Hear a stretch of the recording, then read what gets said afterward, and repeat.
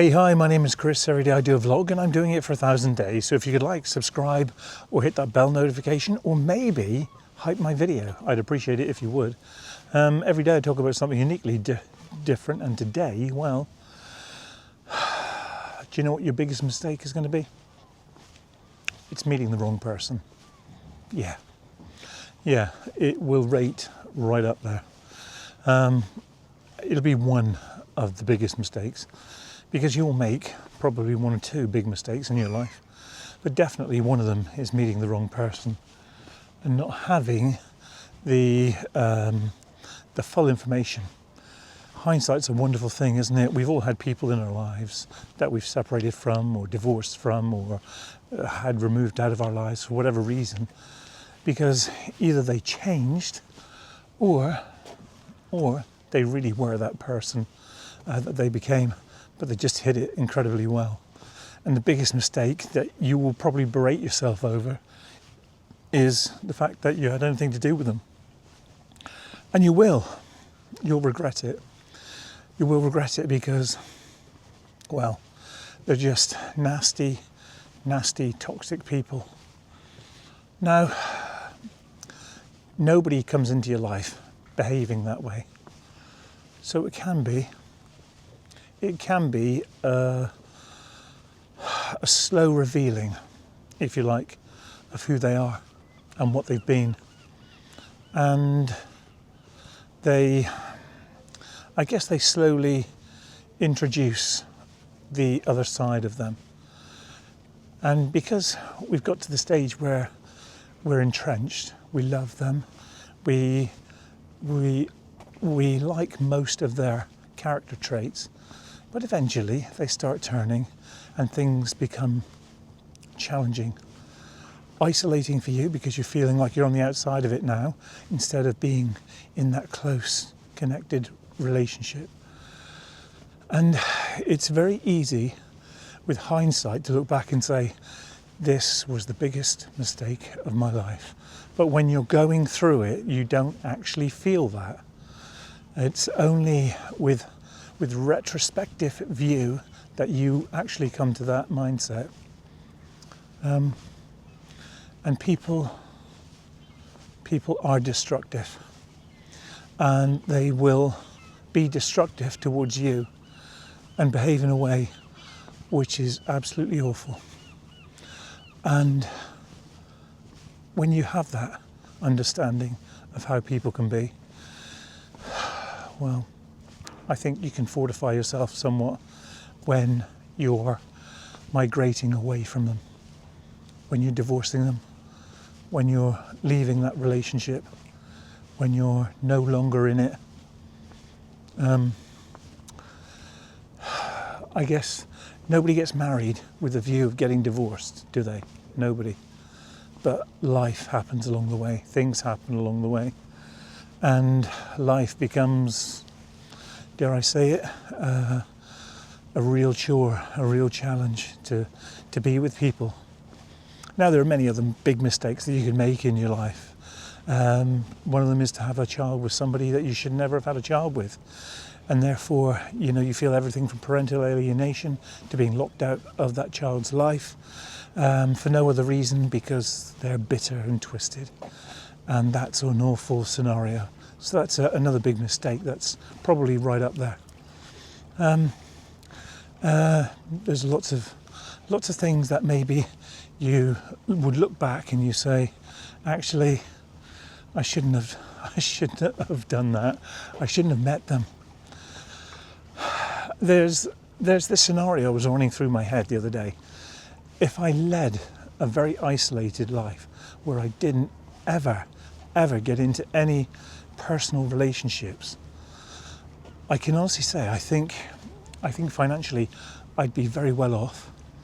I think I would have probably a lonely existence, but that lonely existence would be tapered by the fact that I probably would have gone on many holidays, and I probably would have had or acquired lots of different things. If there's little gadgets or toys that I wanted, I would have gone out and bought them. If I wanted a new car, yeah, I would have had that probably. Had I not made those choices. But some people would argue, is that living? Is it living if you don't make any connections with anyone and live a very singular existence where you just live in your solitude? The biggest mistake you can make, I think, is that. Because in order to have a life that's fulfilled, you've got to experience it. And by experiencing it, you have to share it. You have to make a connection. You have to have that with somebody. And if you don't have it with somebody, and you live a life that's on your own, well, that's your choice. But the life maybe you could have had, I think, would be vastly different to the one that you ended up with. And it doesn't mean that either position is bad. It's not. It's not.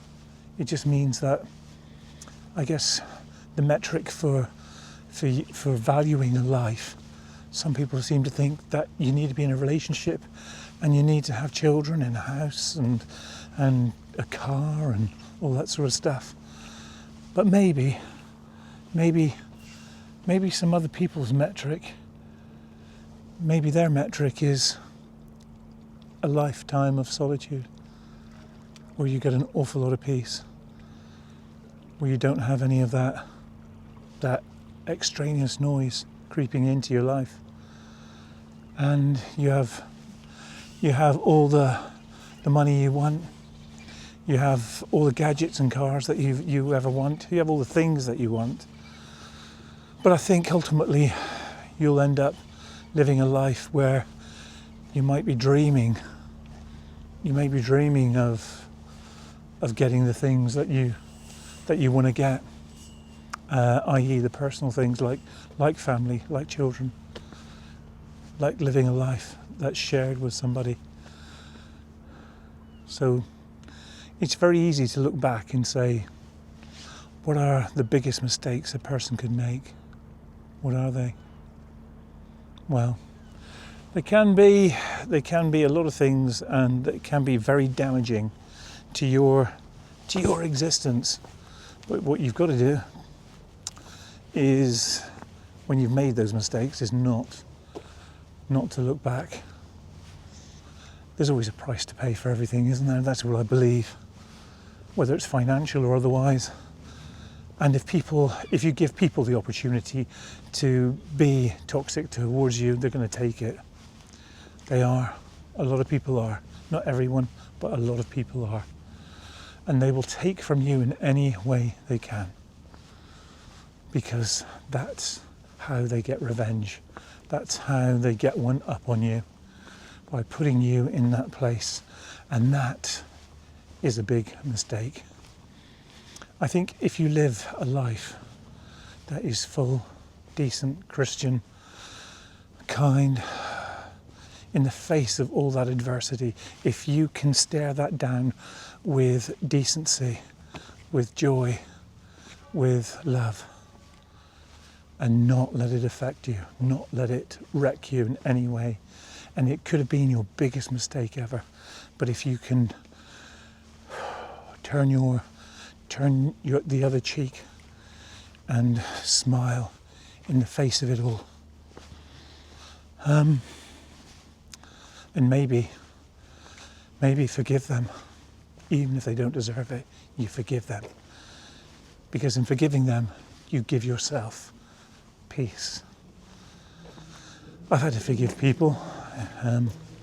I can think of 2 people that have been absolutely outrageously horrible, and they've behaved that way because I allowed them, in a way, I guess, to do that. And I feel it's necessary to deal with that scenario involving these 2 people by showing love and kindness. And I think if you do that, it makes you a better person, and it brings peace back in your life. And that is priceless. No amount of money can ever take away your peace. You know, if you've got to pay a little bit just to keep some peace in your life, then do that. Do it. It's worth it. It's worth every penny. Because you're living the life that God had for you, you know, that was meant for you. But we all make mistakes in life. There's a reason why they put erasers on the end of pencils. All of us make mistakes. And there are very few mistakes that you can't come back from. So try not to berate yourself if you find yourself in that position. We're all human. We really are. And we've all sinned. But you know what? If you repent and just make the right decisions, is when you keep on wrongdoing. I think that's when the problem comes. So if you've made mistakes, well, join the club. But don't keep making them. And you know what? Your existence, your life will be so much better when you give away their hatred, their nastiness, and you live a life that is true to you. Anyway, thank you so much. I do a video every day. If you like, subscribe and hit that bell notification, and maybe hype the video. I'd be interested in what your comments are down below. On that note, I'll be back again tomorrow. I'll see you then. Bye now.